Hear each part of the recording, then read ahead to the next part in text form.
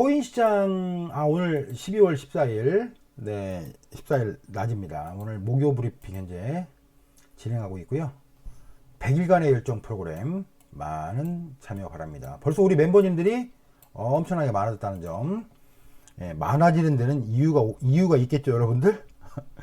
네, 경기 침체는 오지 않았는데 반등, 그러니까요. 그러니까, 제가 이제 미국 증시에 대해서도 여러 차례 의견을 드렸어요. 다우지수 신고가 가능성, 나스닥 지수 더 간다. 이거 뭐 진짜 정말 너무 오래전부터 그런 의견을 드렸기 때문에, 네, 이거 뭐 단숨에 그냥 신고점을 내버렸죠. 신고점. 미국 지수가. 네, 이유가 다 있죠. 그러니까 미국 지수가 이렇게 신고점을 낼 거라고 예상한 사람은 많지 않습니다. 정말. 그것도 이 무렵부터 제가 신고점 얘기를 했고, 다우지수는 패턴상으로 볼 때 진지게 신고점이 나온다, 이런 말씀을 제가 드렸었어요. 네, 뭐 지금은 증시 얘기하는 시간이 아니니까 일단 어제 그 FOMC 있었는데 이 파월 의장에 대한 이 신뢰가요, 마켓의 신뢰는 무너진 지가 아주 오래됐습니다. 그러니까 이 새끼는 아주 그냥 변호사 출신이거든요. 아주 그냥 말 그대로 뭐랄까, 어떤 그동안 이 파월 의장 이전에 있었던 사람이 앨런이죠, 앨런. 네, 앨런이고, 그 다음에 그 전이 벤 버냉키였잖아요. 벤 버냉키. 버냉키 전이 그린스펀이었어요. 그린스펀. 네, 그래서 이제 보통 파월 의장 이전에 이제 앨런이 8년 했고, 벤 버냉키가 8년 했고, 그린스펀이 12년을 했어요. 12년에 8에 8, 그 다음에 얘가 지금, 여기, 얘라고 하면 또 그렇지. 파월 의장이 현재 지금 4년, 연임돼가지고 한 6년째 하고 있죠. 6년, 7년 가까이 하고 있죠. 6년? 6년 정도 됐을 거 아마. 그러니까 이 지난 이 그린스펀, 그 다음에 벤 버냉키, 어서오세요. 그 다음에 앨런, 요 사람들에 비해서 아주 너무 비교가 돼요. 그러니까 시장을 예상을 잘 못해. 그러니까 FOMC, 즉 FED가 중앙은행이 이렇게 예측 능력이 없냐. 그러니까 예를 들면 2021년도에 이미 물가는 급등을 하고 있었죠. 근데 그때까지만 해도 뭐라고 했어요? 이 아저씨가 일시적이다. 아주 일시적이다라는 얘기를 했지만, 우크라이나 전쟁이 터지면서 물가가 더 급등하니까 부랴부랴 금리를 22년도 3월부터 부랴부랴 올리기 시작했죠. 이때 기준금리가 0.5였습니다. 0.5. 0.25씩 올려서 쭉 가서 지금 5.25 밴드까지 온 거예요.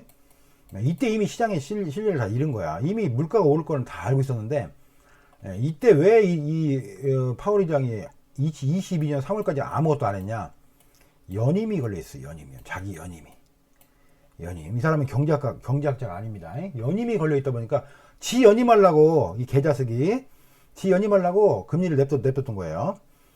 연임 끝나니까 그다음부터 금리를 이렇게 폭풍같이 올려가지고, 그 다음에 작년에도 2022년 말, 2022년도 말에 2023년에 가면 경기가 리세션 국면에 접어든다. 리세션. 경기 침체로 접어든다. 이렇게 예상했는데, 웬걸 미국 경기 더 좋았어요. 올해 GDP 증가율이 4%가 넘어요. 미국이 지금 성장률이.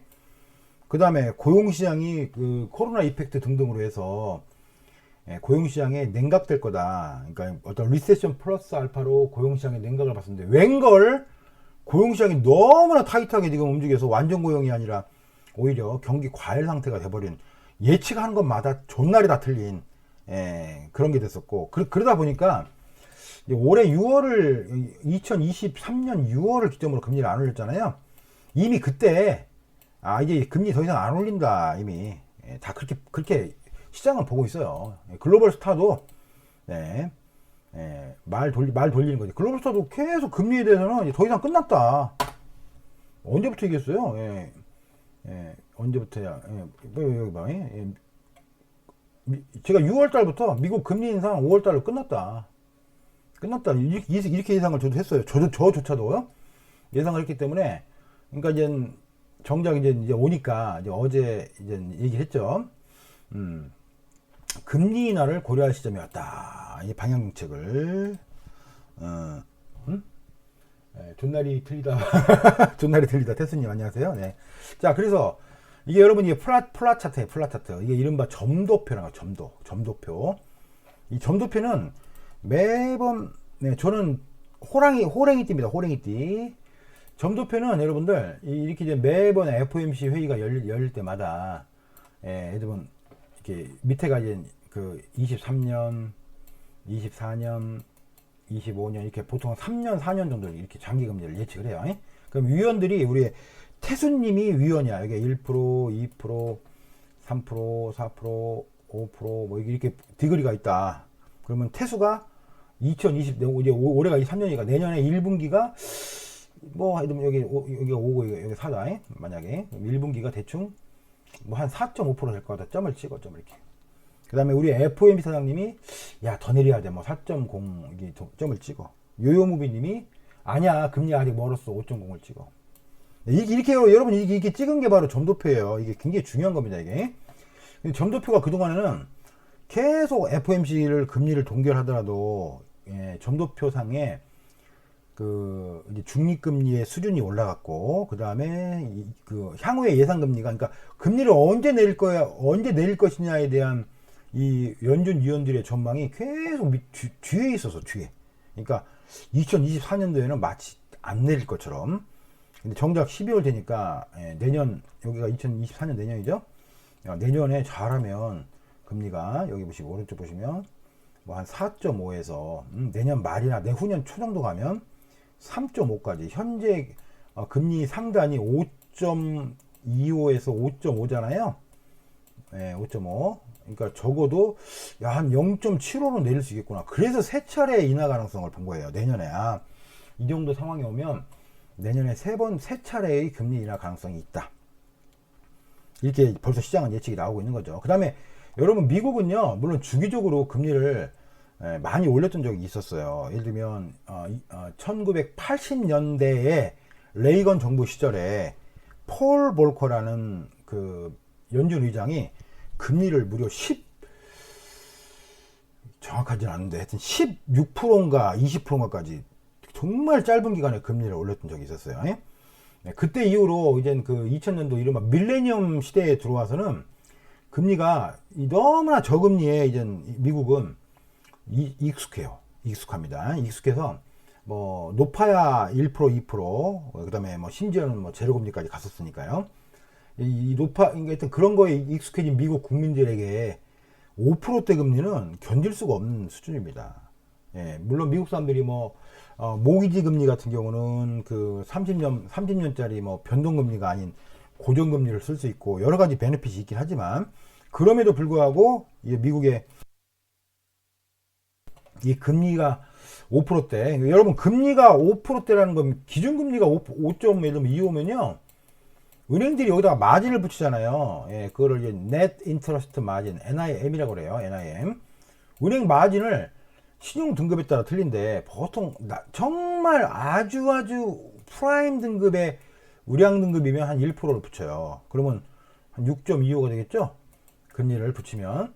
그 다음에 웬만한 노멀이 2%예요. 2%. 노멀이. 웬만한 사람, 신용등급이 평균치에 해당하는 사람이 2%야. 평균 이하가. 근데 평균 이상 죄송합니다. 이상이. 그러면 금리가 7.25가 되죠? 그 다음에 이제 신용등급이 쪼까 낮은 사람들 있잖아. 쪼까 낮은 사람들. 연체 가끔 하고, 한도 잘 안 나오는 분들. 그런 분들 3% 붙어야 돼. 그러면 얼마야? 8.5야. 8.5. 여기서도 이제 뭐 플러스 마이너스 가상금리와 할인금리가 또 있어요. 여기서도. 예를 들면 1% 안에서도 뭐 직업이 존나 막 너무 좋아. 공무원, 고위직 공무원이야. 예를 들면 뭐 3급 이상을 고위직이라고 하잖아요. 뭐 3급이야. 뭐 30년간 연체 경험 단 한 번도 없고. 그 다음에 은행들이 추산하는 순자산이 높다. 그럼 여기서 할인금리를 또 해줘. 여기서 뭐 0.3% 또 해줘. 그러면 예를 들면 더 싸게 쓰는 거고 1% 안에서도 이 사람은 뭐 1등급이긴 한데 부채 수준이 조금 있어. 약간 부채 수준이 남들보다 평균치보다 높아. 그러면 가상금리 0.3을 또 해. 그 다음에 또 이제 시기적으로 특판 시즌 있잖아요. 가끔 뭐 특판 시즌에는 또 할인 금리도 해주고, 특판이 아닌 비수기 가면 비수기에 가거나 지점에 따라서 이게 하여튼 금리가 다릅니다. 그래서 하여튼 이 정도 높은 금리의 부담은 미국에도, 미국 사람들에게도 굉장히 고통스럽기 때문에 이 금리가 계속 진행되면, 와라 리세션으로 말을 해왔는데 리세션이 안 왔잖아요. 진짜 리세션이 오면 좆되는 거예요, 여러분. 리세션이라는 걸 한번 빠져들면요 굉장히 오래 갑니다, 여러분. 리세션이라는 게, 불경기라는 게 쉽게 극복이 안 돼요. 말이 그냥 미국 애들이 뭐 빨리 불경기 와서 고용 증가율, 그다음에 실업률이 어느 정도 올라야 금리를 내리고, 실질적으로 근데 불경기가 오면 아주 참혹해요. 미국은 특히 이 말 그대로 이 샐러리들의 나라잖아요. 고용의 나라. 비농업 취업자 수가 예를 들면 20만 개 지금 왔다 갔다 하고 있는데, 20만 개. 그러니까 하여튼 단순하게 금리를 내리기 위해서 리세션을 바라는 건 정말로 바보 같은 짓인 거죠. 금리 쪼까 내리자고 리세션을 말해? 말도 안 되는 거죠. 결론적으로 선제 조치에 들어갔다. 선제 조치. 여기서 금리를 더 홀드 하면 진짜로 불황이 올 수가 있기 때문에 이제 금리를 낮추는 쪽으로 가야 되는 거예요. 이제 이제 파월이 인제서야 정신 차린 거죠. 난 따지고 보면. 하여튼 어제 새벽에 있었던 FOMC에 대한 얘기를 가볍게 드렸고, 물가지수도 2022년도 제가 6월 무렵에 기저효과라는 말씀을 드렸어요. 기저효과. 그 기저효과가 나타나려면 23년도 6월에 가면 1년만 지나면 기저효과가 나온다. 기저효과라는 거 뭐예요? 요즘에 그 MZ들은 그 문해력이 떨어져가지고 기저효과가 뭔지 잘 모를 거예요. 한문 공부를 별로 안 해가지고 MZ들은. 기저효과는 그 이전의 데이터가 예를 들면 높았기 때문에 거꾸로 여기서는 역기저효과. 기저효과는 예를 들면 성장률이 올해가 1%였어. 내년에는 올해 대비 2%가 되면 작년 대비 100% 성장한 거잖아요. 1%였다가 2%가 되면, 그죠? 이게 기저효과예요. 옛날이 낮았기 때문에 지금의 현재의 지표가 엄청나게 이 브라이트, 좋아 보이는, 빛나게 보이는 게 기저효과고, 역기저효과는 뭐예요? 그 CPI가 10%까지 찍었어. 10% 작년에 10% 찍었는데 올해 1년이 지나서 보니까 작년 대비해서 팍 떨어진 거야. 그러니까 예를 들면 작년 대비해서 이미 오른 물가가, 그러니까 예를 들면 3%대가 왔다. 이게 역기저 효과거든요. 그래서 결국은 역기저 효과가 발생을 하기 때문에 1년 정도면 금리는 CPI 수준은 낮아질 거다라고 글로벌스타가 2022년 6월에 분명히 예측을 다 했습니다. 영상 다 있고요. 하여튼 그런 현상들이 벌어져서 내년 되면 연방준비위원회가 그렇게 그 개짓듯 부르짖는 2% 물가는 달성이 될 거라고 봅니다. 달성이 될 거라고. 그리고 왜냐하면 이미 오를 물가는 작년과 올해 사이에 다 올랐고요. 오를 임금도 다 올랐어요. 그러면 결국 2%의 수렴해 가는 과정이 될 거다라고 보기 때문에 이제 그런 거를 미리 나스닥 지수가 반영하는 거예요. 나스닥 지수 섣불리 지금 이제 얘가 이 정도로 가면 거꾸로 이거 그리면 이제 얼마 가겠어요? 그림이 잘못 그려졌네. 죄송합니다. 이게 이렇게 되겠지. 이거 적어도 여기 나스닥은 여기 18,000까지 가는 거죠. 18,000. 지금부터도 한 10% 이상 오를 가능성이, 오를 그 폭이 더 있는 거죠. 적어도 10%. 더 심하면 여기서 세게 가면 뭐 19,000도 갈 수 있고요. 투기가 붙으면 2만도 갈 수 있어요. 그러니까 당연히 코스피 지수도 오늘 이제 하여튼 코스피는 최근에 이제 중국 영향 때문에 많이 못 오른 거고, 하여튼 오늘 정리하면 금리 관련된 거는 이게 결국은 암호화폐 시장에 뭔 영향을 주냐? 당연히 여러분, 당연히 이제 금리가 이제 내릴 거라는 어떤 희망 속에 당연히 투자 심리가 회복이 되는, 이미 근데 진즉에 이제 암호화폐 시장은 이미 이제 위로 올라왔기 때문에 큰 뭐는 없지만, 그래도 알트코인들의 어떤 수급 이런 쪽에 상당한 좋은 효과를 줄 거라고 저는 보고 있습니다. 금리 관련된 논평이었습니다.